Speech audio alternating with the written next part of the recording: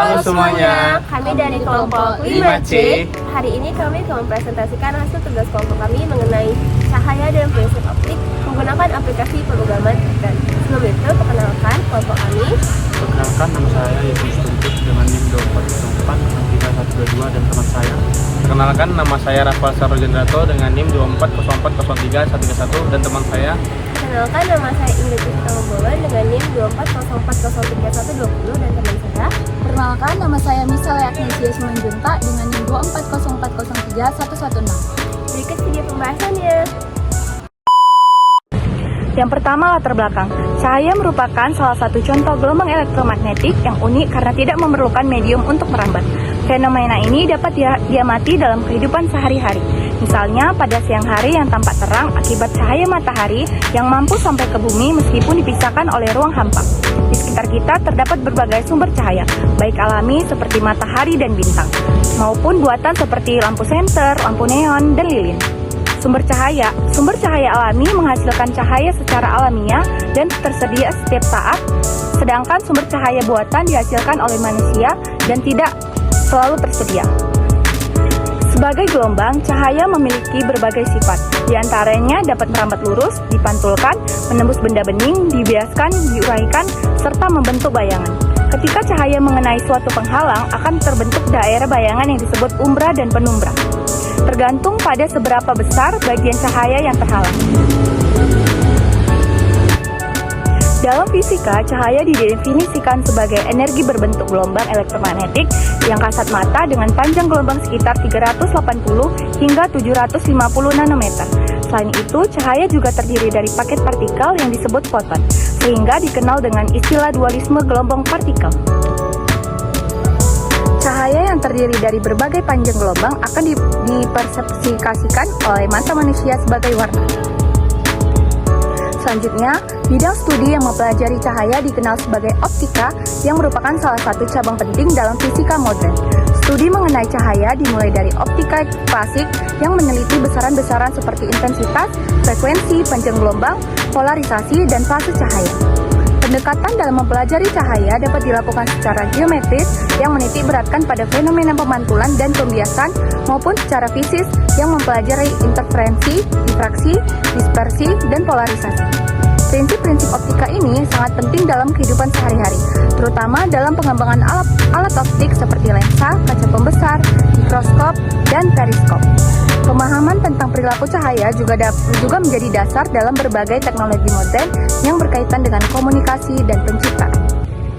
Hukum Snell. Hukum Snell atau hukum pembiasan adalah hukum fisika yang menjelaskan bagaimana cahaya dibiaskan atau berubah arah saat melewati batas antara dua medium yang berbeda kerapatan optiknya, seperti dari udara ke air atau dari kaca ke udara, dengan rumus N1 dikali sin theta 1 sama dengan N2 dikali sin theta 2, di mana N1 adalah indeks bias minimum pertama, misalnya udara itu 1,0, N2 itu indeks bias medium kedua, misalnya kaca bernilai 1,5. Theta 1 adalah sudut pandang, sudut antara cahaya datang dan cahaya normal. Theta 2 adalah sudut bias, sudut antara cahaya setelah dibelokkan garis normal. Indeks bias atau N. Indeks bias adalah ukuran seberapa besar cahaya diperlambat ketika memasuki suatu medium dibandingkan kecepatan di vakum.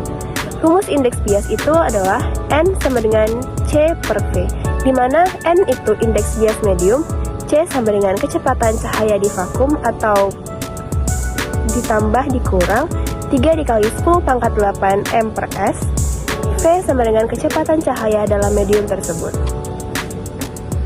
Indeks bias sendiri menunjukkan seberapa besar cahaya diperlambat saat melewati suatu medium dibandingkan kecepatan di vakum. Semakin besar nilai indeks bias, semakin besar pula pembiasan yang terjadi. Tidak ada medium alami dengan indeks bias kurang dari 1. Namun, dalam eksperimen khusus, fenomena indeks bias negatif dalam eksperimen ditentukan pada material. Dalam simulasi fisika modern, Python memiliki peran penting sebagai alat komputasi dan visualisasi. Dengan Python, perhitungan sudut bias dan visualisasi jalur cahaya dapat dilakukan secara numerik dan grafis, sehingga mempermudah pemahaman konsep pembiasan cahaya dan penerapan hukum Snell dalam berbagai kasus optik. Baik, selanjutnya saya akan menjelaskan flowchart terdahulu. Pertama, ada mulai, lanjut ke proses. Pertama itu inisiasi data seperti posisi lensa, panjang fokus, posisi dan sudut, dan tipe lensa. Kemudian lanjut ke bawah, proses ambil sinyal berikut. Kemudian lanjut ke proses berikutnya buat objek ray. Kemudian lanjut ke proses propagasi sinar sampai lensa. Selanjutnya lanjut ke proses refraksi sinar di lensa sesuai tipe.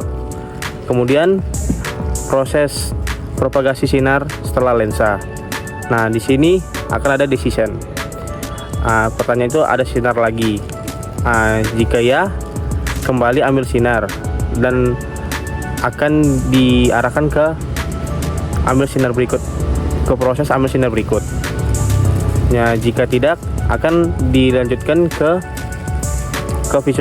proses visualisasi jalur sinar dan posisi lensa. Kemudian lanjut ke proses tampilkan grafik. Nah, setelah itu akan ada decision lagi.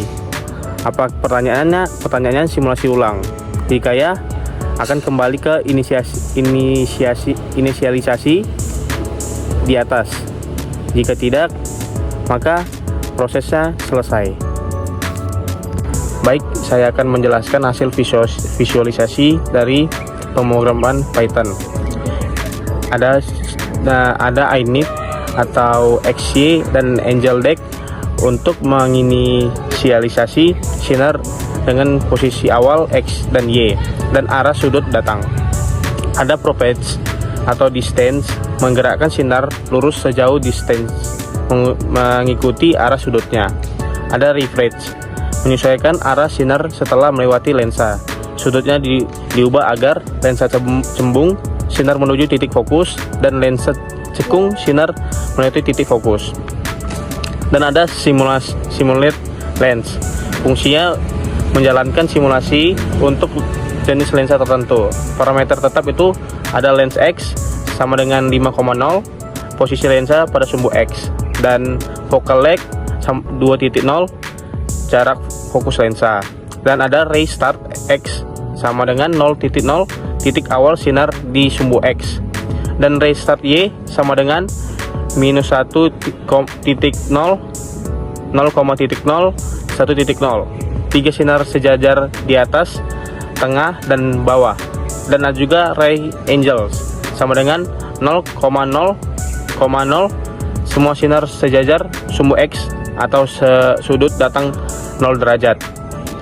Prosesnya masing-masing sinar bergerak menuju lensa, dibiaskan oleh lensa sesuai jenisnya, dan digerakkan lagi setelah lensa. Hasilnya digambarkan dengan PLT, plot, buka kurung dan tutup kurung untuk memvisualisasikan jalur sinar. Untuk pemanggilan fungsi utama itu ada di if name, simulate lens, dalam kurung convex, simulate lens sama dengan concave. Program akan langsung menampilkan dua simulasi. Pertama, lensa cembung convergent, dan kedua, lensa cekung divergent. Hasil visualisasinya, sinar digambarkan sebagai garis dari kiri ke kanan. Lensa ditandai dengan garis vertikal putus-putus atau outline. Untuk lensa cembung, sinar menyatu di titik fokus setelah lensa. Dan untuk lensa cekung, sinar menyebar seolah berasal dari titik fokus di depan lensa. Kelebihan program itu ada ringkas, mudah dibaca, dan mudah dimodifikasi, visualisasi interaktif, dan dapat digunakan untuk mengajarkan konsep optik geometris dengan mudah. Kesimpulan, program yang dibuat berhasil menghitung sudut bias cahaya menggunakan hukum Snell dan memvisualisasikan proses pembiasan antara dua medium, yaitu udara atau N1 sama dengan 1 dan kaca N2 sama dengan 1,5 dengan sudut datang 60 derajat. Hasil perhitungan sudut bias theta 2 kurang lebih dari 35,26 derajat sesuai dengan teori fisika yang berlaku. Visualisasi yang dihasilkan mampu menunjukkan garis batas antara medium jalur cahaya datang dan cahaya bias, serta anotasi sudut yang informatif.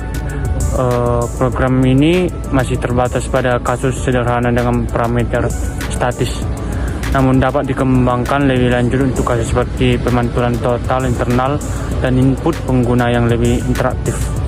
Secara keseluruhan, kode program ini dapat dijadikan alat bantu pembelajaran fisika optik, khususnya untuk memahami hubungan antara sudut datang, sudut bias, dan indeks medium melalui pendekatan komputasi dan visualisasi. Baiklah, sekian video presentasi di kelompok kami mengenai simulasi cahaya dan mesin optik menggunakan pemrograman Python. Semoga presentasi kami bermanfaat bagi kita semuanya. See you next time. Bye-bye.